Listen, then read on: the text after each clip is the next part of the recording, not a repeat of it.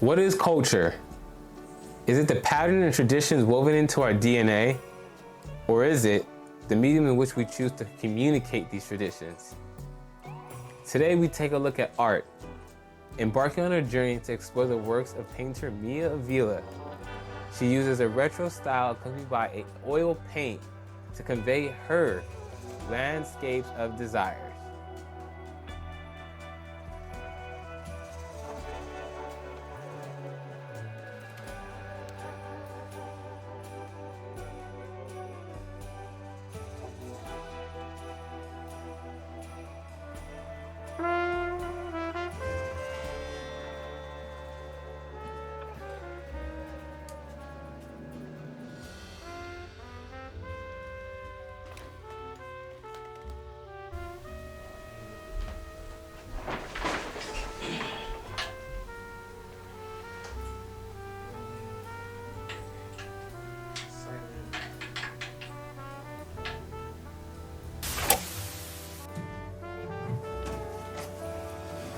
All right, Mia, if you could just give us some background information of who you are. Who is Mia? Your name, date of birth, whatever you want to put in there.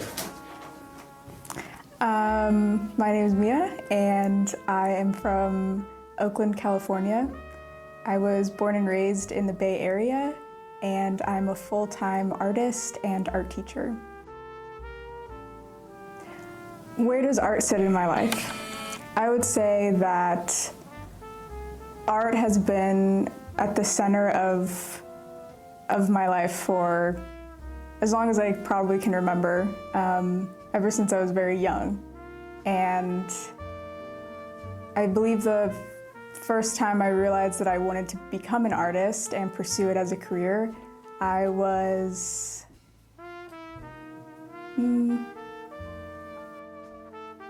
so I was probably about 14 or 15, and I realized I want to be an artist.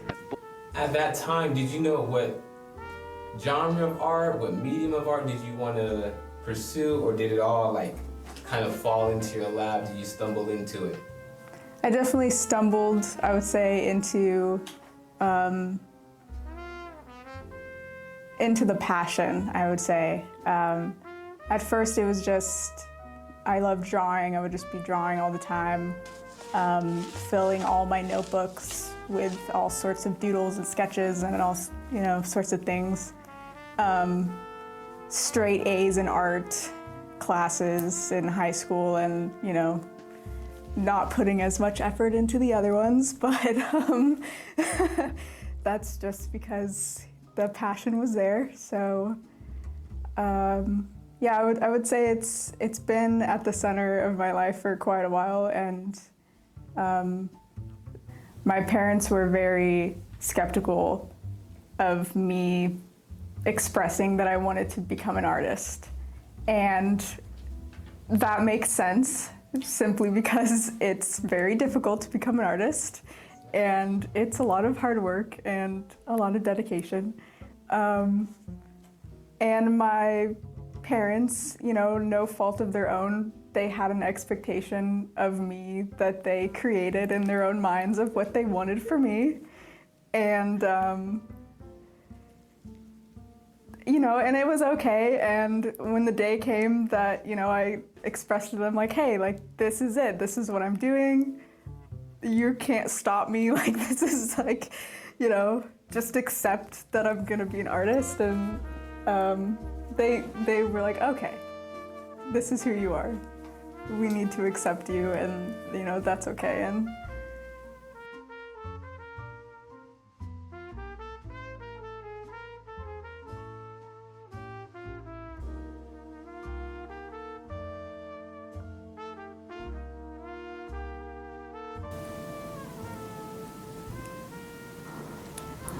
it's as I sort of described earlier, there's this very strong passion and like pull towards creating something from nothing in a way. Kind of taking my own self-reflection of how I experience the world and sharing that with someone else.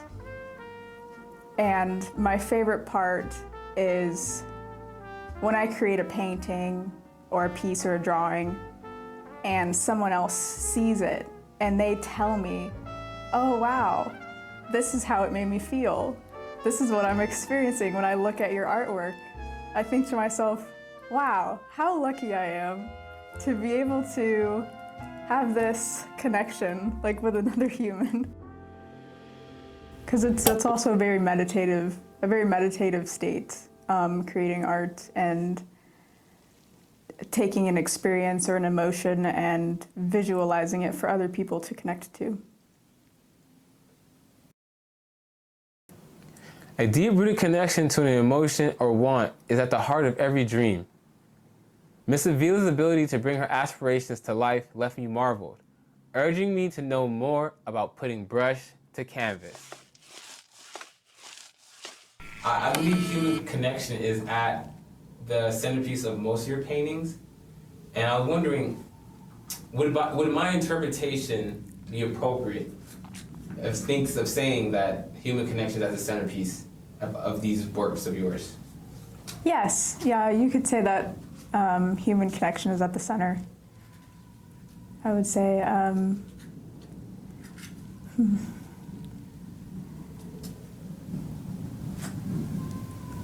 a lot of my paintings have individual subjects in them. I just recently started painting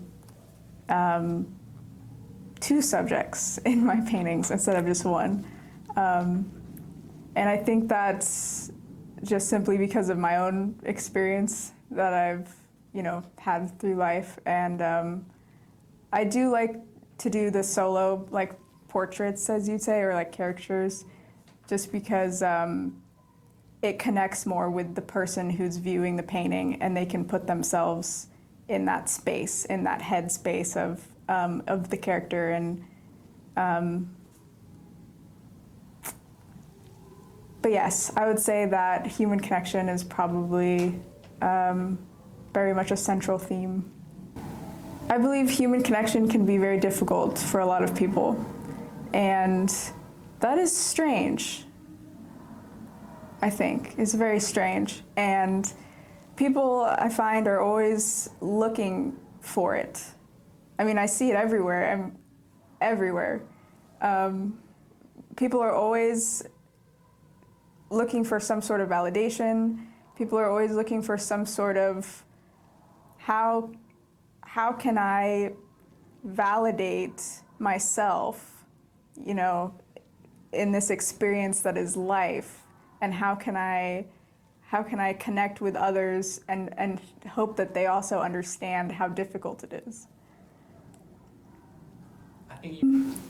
I would kind of call my artwork a classical realism, very retro, realistic, cyberpunk, a little bit, a hint of that.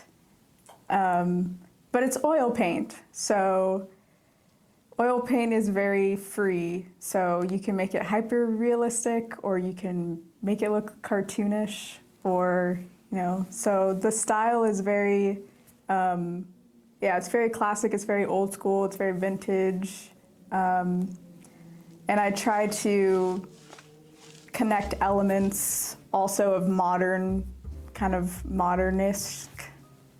And I keep it with like the retro color schemes, and retro technology definitely is a big one. Oil paint, so it takes 3 weeks to dry. It is very smooth when it goes on the canvas. It's very easy to blend colors, refine them, make it look very beautiful. And I would say you only need a few colors, really, to create new colors. So it's very interesting. Like when I studied the color wheel and all of that, I realized that if I just work with a limited color palette of maybe 4 or 5 colors, I can create 6, 7, 8, 9 different shades of the same blue or the same red, or just with like a few colors. So that also works with acrylic paint, but we're just talking about oil paint. There's so much more I could say about, but I can't think of it. It's okay, we have a long conversation to get through. No longer interested in just getting a story to publish. Now I press forward with an intentionality to understand the human being before me.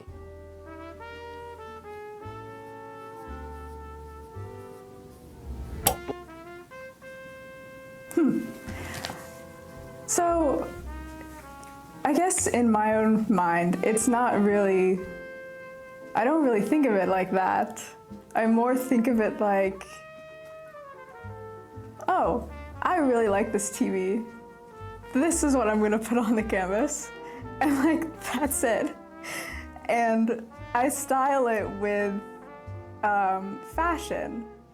So I take the technology from that era of the 1950s or 60s, and I throw it in with the fashion also from that era, especially with the suit and tie, because back then, that's what everybody was wearing. Everyone was rocking around with a cigarette, a suit and tie, a top hat. So those are really strong, also strong elements, and it kind of ties together with the technology, and it takes you back almost back in time it makes you feel this nostalgic, vintage sort of atmosphere. Yes, ma'am. And looking deeper into your work, such as My Little Obsession, She's a Man Eater, Passion Pixels, it appears to evoke themes of sensuality, vulnerability, and autonomy. And when I say sensuality, vulnerability, and autonomy, I mean sensuality as in a softness. You need to be malleable, adaptable in this pursuit that we're going on. You can't be very rigid. And sometimes the way we think about vulnerability and autonomy can be very rigid. And you could be like, hey, this is my life and I'm gonna do it the way I want to. And sometimes that misleads us and leads us down some avenues that gets us in trouble. But my question is, My Little Obsession is a kind of twist on an episode of Mad Men.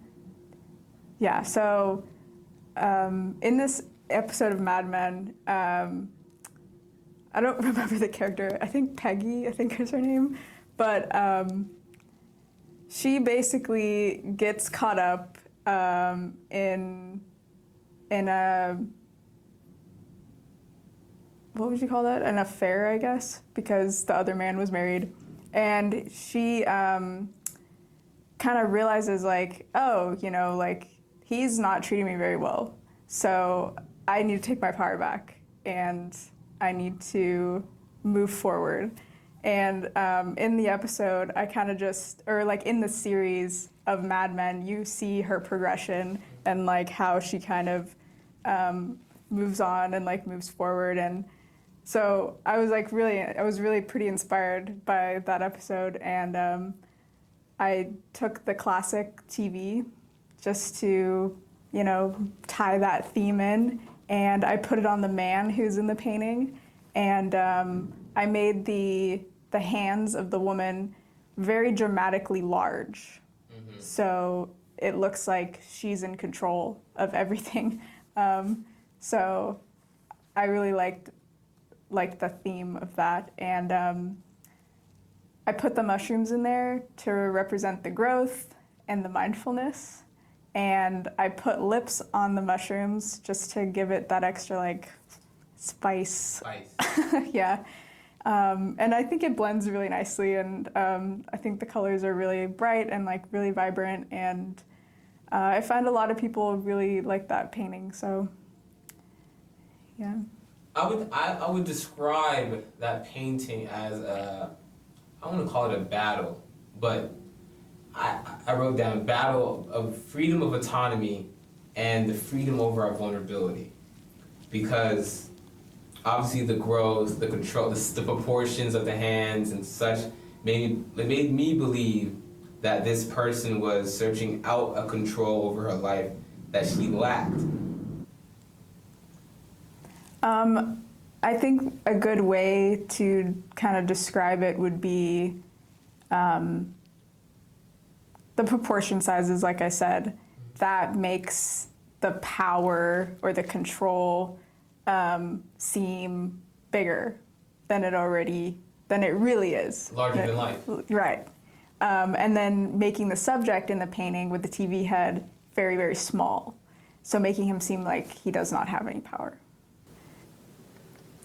Her work acting as a bridge between time periods, reinforced by using elements of retro TV and pastel hues, ultimately communicating an image of warmth, familiarity, and nostalgia.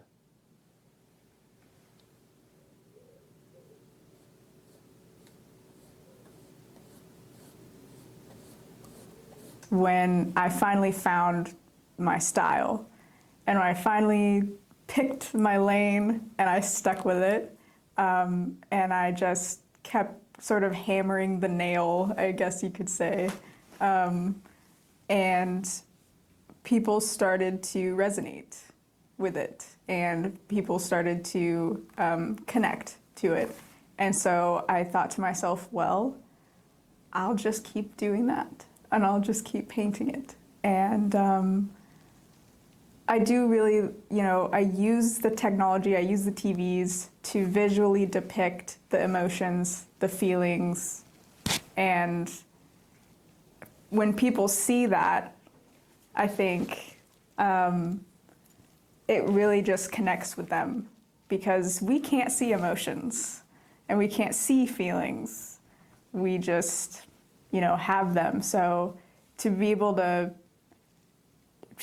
take a feeling or an emotion or an experience and visualize it for other people to connect to, I think, it's very, it just inspires me to keep going.